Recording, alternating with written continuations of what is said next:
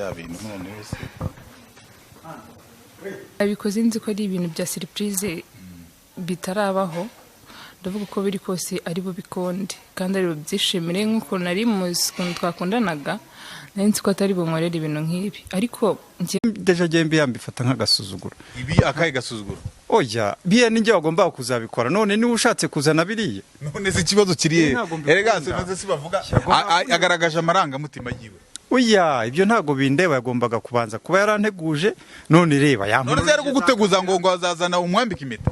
Ntabwo yagombaga rero kuntungura kuriya ntago biriya bibaho giye ntago mbikunda ntago giye nkunda ibintu bitunguranye ngiye mbafite gahunda. None ukuvuga ngo ikosa yakoze nuko ngo iyaba yaraguteguje akabwira ati ubu hari ibintu byanjye nishe nagomba ndimo gutegura urugendo. None se ikibazo kihari ku bintu akoze bitumye uri actinga gutyo ukamukubita ibyo bundi giye ntago nkunda ibintu bintunguye biya bintu ntago bibaho.